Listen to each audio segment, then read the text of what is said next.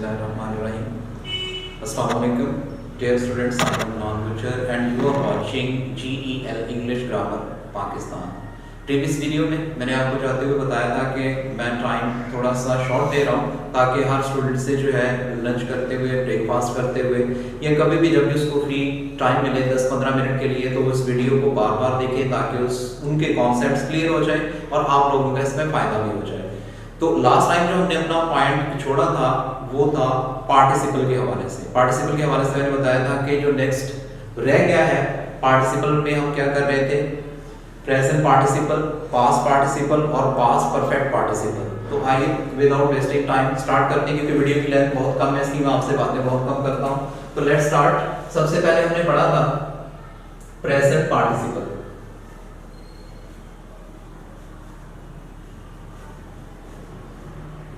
सबसे पहले हमने क्या पढ़ा था, प्रेजेंट पार्टिसिपल। अब मैंने आपको बताया था प्रेजेंट पार्टिसिपल होता क्या है, वर्ब की फोर्थ फॉर्म होती है।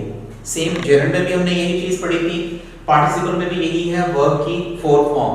लेकिन यहाँ पर थोड़ा सा डिफरेंस है। अगर यहाँ पर डेफिनेशन में आपको लिखवा रहा हूँ वो आप लिख लें कि if V four use as an adjective, if V4 is used as an adjective in a sentence,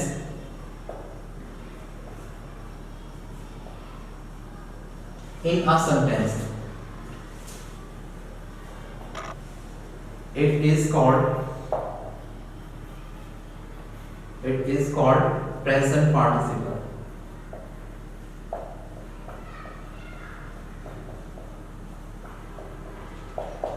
तो हम इसे क्या कहेंगे कि ये क्या है हमारे पास, प्रेजेंट पार्टिसिपल है। अभी हम किस चीज को पढ़ रहे हैं, प्रेजेंट पार्टिसिपल को। प्रेजेंट पार्टिसिपल की डेफिनेशन मैंने इसलिए लिख दी है क्योंकि आपको जेरंड का बताया था एज सब्जेक्ट ऑब्जेक्ट। तो ये किस चीज का काम करेगी, किसी भी सेंटेंस में एज एन एडजेक्टिव। ये चीज आपने अपने माइंड में बिठा लेनी है, फीड कर लेनी है कि जब भी V4 किसी भी सेंटेंस में as an adjective role play कर रहा हो तो हम उसे क्या बोलते हैं, प्रेजेंट पार्टिसिपल। जेरंड में V4 होता है लेकिन प्रेजेंट पार्टिसिपल किसका काम करता है, एडजेक्टिव का। जेरंड किस चीज का काम कर रहे थे, सब्जेक्ट का या ऑब्जेक्ट का। तो यहाँ पर इस सेंटेंस में एक और मैं आपको इसकी जो सबसे बड़ी साइन है, निशानी है, वो मैं आपको बता देता हूँ कि आप किसी भी सेंटेंस में अगर आपको वर्ब की फोर्थ फॉर्म सेंटेंस के मिड में या कहीं भी मिल जाए, आप उस V4 को क्या करेंगे, उस V4 पे ऐसे फिंगर रखें, सेंटेंस को पढ़ें। अगर सेंटेंस अपना मीनिंग कंप्लीट दे रहा है तो V4 जो सेंटेंस में यूज किया गया है वो क्या होगा, प्रेजेंट पार्टिसिपल। अगर आप V4 को हटाकर सेंटेंस पढ़ रहे हैं, वो सेंटेंस मीनिंग कंप्लीट नहीं देता तो वो V4 क्या होगा, वो वर्ब की फोर्थ फॉर्म होगी जो किसी भी कंटीन्यूअस में आ सकती है या परफेक्ट कंटीन्यूअस में आती है। ये सबसे बड़ा साइन है किसी चीज को पहचानने का, प्रेजेंट पार्टिसिपल को। यहाँ पर एग्जांपल देके मैं आपको बताता भी हूँ किस तरह से हम इसको समझ सकते हैं या किस तरह से इसको पहचानेंगे। सबसे पहले है कि आई सा, पहले मैं आपको सिंपल सेंटेंस आई सा आर्ट डैश स्पेस फिर इन द ब्लैंक मैंने जानबूझ के छोड़ी है, अ बॉय, ये बॉय नहीं होता, a boy in the hall. I saw a boy in the hall. अब देखिए सेंटेंस पूरा है, मैंने हॉल में एक लड़का देखा। अब यहाँ पर हमने पार्टिसिपल पुट करना है जो कि किस चीज का काम करेगा, एडजेक्टिव का काम करेगा। अब मैं यहाँ पर लिखता हूँ, फिर इन द ब्लैंक में मैंने लिख दिया smoking. I saw a smoking boy. I saw a smoking boy in the hall. मैंने हॉल में एक सिगरेट पीता हुआ लड़का जो था उसे देखा। अगर मैं यहाँ पर इसकी जगह लाफिंग कर दूं, इसकी जगह लाफिंग कर दूं, इसकी जगह वीपिंग कर दूं, तो सबके सब किस चीज का काम कर रहे हैं बेटा, ये सबके सब किस चीज का काम कर रहे हैं, ये हमारे पास काम दे रहे हैं एडजेक्टिव का। किस चीज का रोल प्ले कर रहे हैं, एडजेक्टिव का। अब इनको हटाकर पढ़ें, जैसा कि सेंटेंस मैंने फिल इन द ब्लैंक में पहले लिख दिया है कि हम इसे किस चीज के तौर पर पढ़ते हैं, एज एन एडजेक्टिव। तो हम इसे एज एन एडजेक्टिव। अब इस सेंटेंस को पढ़ें, आई saw a boy in the hall, मैंने हॉल में एक लड़का देखा। बात कंप्लीट है, इस चीज को हटा दें, सेंटेंस की मीनिंग पे फर्क नहीं पड़ता। तो क्या हुआ, आई सॉ स्मोकिंग बॉय, मैंने एक सिगरेट पीता हुआ लड़का देखा, मैंने एक हंसता हुआ देखा, मैंने रोता हुआ देखा। मकसद क्या है कि हमारे पास V4 एज एडजेक्टिव आता है और इसके हटाने से या इसको सेंटेंस में लगाने से सेंटेंस पे कोई फर्क नहीं पड़ता, सिर्फ उसे मॉडिफाई करता है, सिर्फ ये बताता है कि उसकी खूबी क्या है, खामी क्या है और सेंटेंस में ये रोल क्या प्ले कर रहा है, V4 एज एन एडजेक्टिव। तो इस V4 को हम क्या बोलते हैं, प्रेजेंट पार्टिसिपल। इसकी एक और साइन है जो मेरी अपनी ऑब्जर्वेशन है कि ये हमेशा V2 के बाद आता है बेटा, ये हमेशा सेंटेंस में V2 के बाद आएगा। एक डिटेल वीडियो में कोशिश करूंगा कि ये वाली वीडियोस नहीं है जो अपकमिंग वीक में होगी, उसमें इन पे एक डिटेल वीडियो होगी जो CSS के लिए होगी और PPSC के लिए होगी। उसमें हम फर्दर से आपको बताऊंगा मैं कि प्रेजेंट पार्टिसिपल 4 काइंड्स में इस्तेमाल होता है, 4 टाइप्स ऑफ सेंटेंसेस में इसे इस्तेमाल किया जाता है। क्योंकि अभी मैंने आपको बताया कि मैं आपको अभी सिर्फ इन चीजों के बारे में इंट्रोडक्शन दे रहा हूं ताकि आप इन चीजों को समझ सकें, फिर हम एक एक टॉपिक को लेकर इनकी डिटेल डिस्कस करते जाएंगे। तो होप्स हो कि आपको ये एग्जांपल समझ में आ गई होगी कि प्रेजेंट पार्टिसिपल हम किसे कहेंगे, when V4 used as an adjective, जब हम इसे यूज करेंगे as an adjective in a sentence it is called present participle. So second type हमारे पास ये तो था प्रेजेंट पार्टिसिपल। होप्स हो कि आप अब जेरेड पे और प्रेजेंट पार्टिसिपल में कभी भी कंफ्यूज नहीं होंगे, क्योंकि मैंने आपको बड़े अच्छे तरीके से और डिटेल वे में समझा दिया है कि दोनों में फर्क क्या होता है। इसके बाद हम जो डिस्कस करना चाह रहे हैं वो हमारे पास है past participle.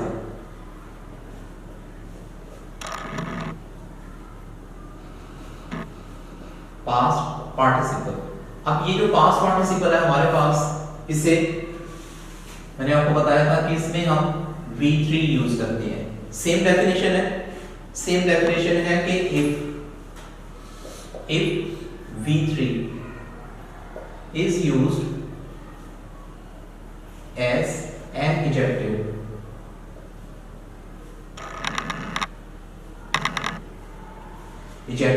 in a sentence it is called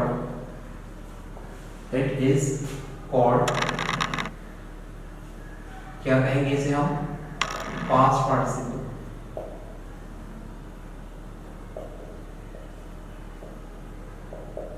इसको हम क्या कहेंगे, इस V3 को पास्ट पार्टिसिपल।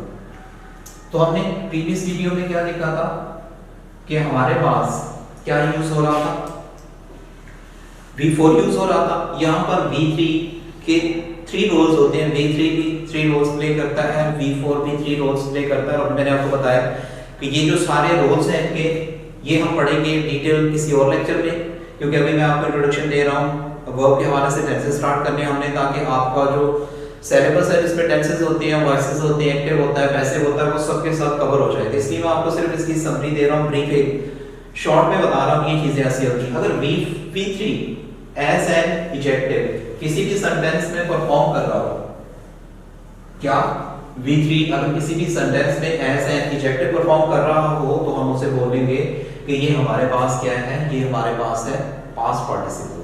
तो चलिए इसकी एग्जांपल की तरफ जाते हैं हम लोग। इसका भी सेम स्ट्रक्चर होगा।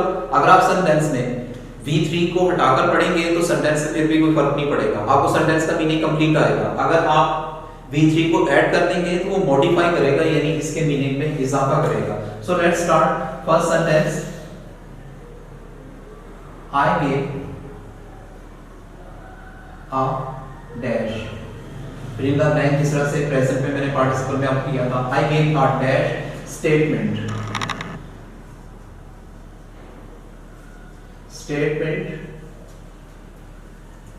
टू जज,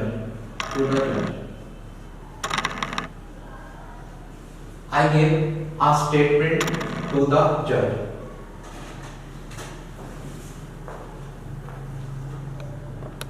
I gave a statement to the judge. अब यहाँ पर हमने as an adjective पढ़ना है कि V3 का। अब यहाँ पर मैं लिख देता हूँ बेटा written. I gave a written statement. अब written क्या है इसमें? written को कौन सी फॉर्म है? वर्ब की थर्ड फॉर्म है। और ये क्या कर रही है? ये मॉडिफाई कर रही है। उसकी खूबी या खामी के बारे में बता रही है कि उसकी खूबी बयान की गई है या खामी बयान की गई है। अब इसको हटाकर पढ़े, I give a statement to the जज, मैंने जज को बयान दिया, मैंने जज को स्टेटमेंट दी। अब अगर हम इसे ये कहते हैं कि I give a written statement, कि मैंने लिखी हुई तहरीर, लिखा हुआ बयान जज को दिया, तो कोई बात नहीं, मकसद क्या है, बयान देना। अगर वो रिटन में है तो वो उसकी खूबी या खामी में आ गया, रिटन दिया या वर्बली दिया, वो तो हमारी अपनी बात है।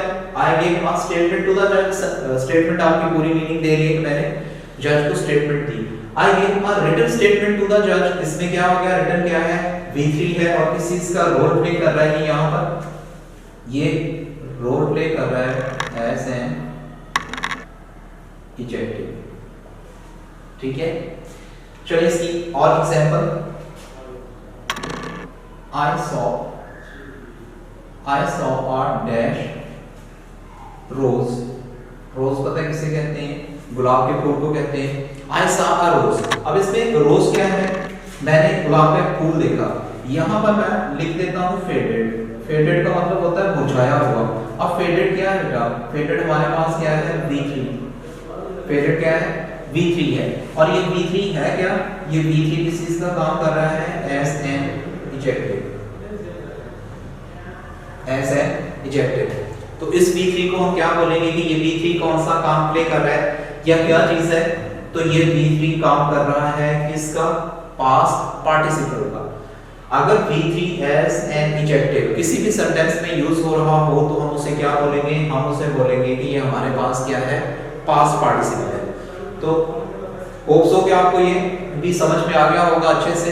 अब इसके बाद नेक्स्ट हम अपनी जो लास्ट टाइम है पार्टिसिपल की, उसकी तरफ बढ़ते हैं, जो कि हमारे पास है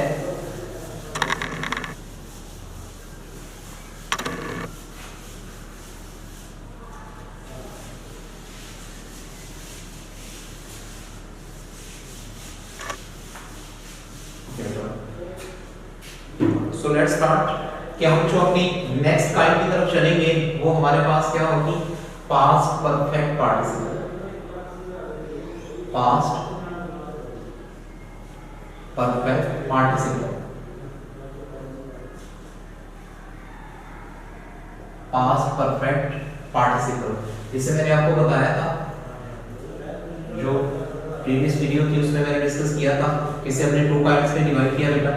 एक तो है having, HAVING, having plus V3, ये इसे हम क्या बोलते हैं, ये बेटा होता है एक्टिव वॉइस सेंटेंस। पूरा लिख देता हूं, एक्टिव वॉइस। और दूसरा हम क्या यूज करते हैं, दूसरा हम यूज करते हैं having been, having plus BWN बेटा, बीन। लेकिन इसमें भी क्या होता है, V3 होता है, और ये V3 किस तरह का होता है, ये V3 होता है as a passive voice, as a passive voice. तो दो तरह के इसके स्ट्रक्चर्स होते हैं जो कि हम यूज करते हैं। एक हम यूज करते हैं कैसे, सेंटेंसेस में हम यूज करते हैं एज पैसिव वॉइस, और एक क्या यूज करते हैं एज एक्टिव वॉइस।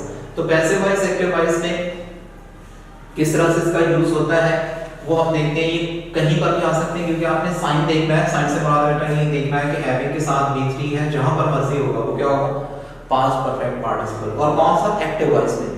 और अगर हैविंग के साथ बीन है और V3 है तो वो हमारे पास क्या होगा, पैसिव वॉइस में। ठीक है, तो लेट्स स्टार्ट। फर्स्ट हम इसकी काइंड को डिस्कस करते हैं, इसकी एग्जांपल को। तो इसकी एग्जांपल हमारे पास क्या होगी कि हैविंग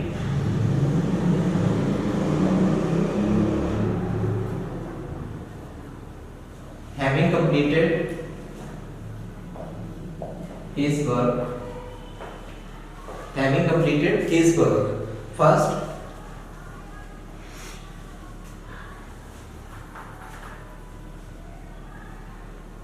he went home, अपना काम मुकम्मल करने के बाद वो क्या हुआ, वो घर चला गया। तो ये किस चीज में है, हमारी ये जो एग्जांपल है ये कौन सी है बेटा, ये है हमारे पास एक्टिव वॉइस की, क्योंकि हमने क्या पढ़ा है, हैविंग प्लस V3, तो ये हमारे पास एक्टिव में होगी। एक पैसिव की एग्जांपल लेते हैं, having been punished, having been punished by the teacher.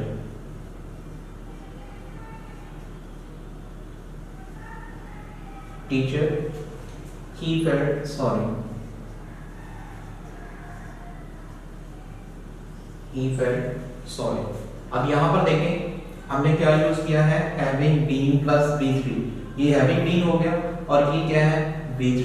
अब यहाँ पर having हमने यूज किया, उसके बाद ये क्या था बेटा, ये हमारे पास था B3. अगर having के बाद डायरेक्ट आ जाए V3 तो वो क्या होगा हमारे पास पास्ट परफेक्ट ही होगा, लेकिन कौन सा होगा एक्टिव वॉइस में. इसमें कोई इतनी ज्यादा कंफ्यूजन नहीं है क्योंकि इस बाय से भी हम थोड़ा सा आइडिया लगा लेते हैं. इसमें बाय होता है सेंटेंसेस में, उसे हम क्या बोलते हैं, उसे हम बोलते हैं पास्ट परफेक्ट पार्टिसिपल, लेकिन किस चीज में, पैसिव वॉइस में.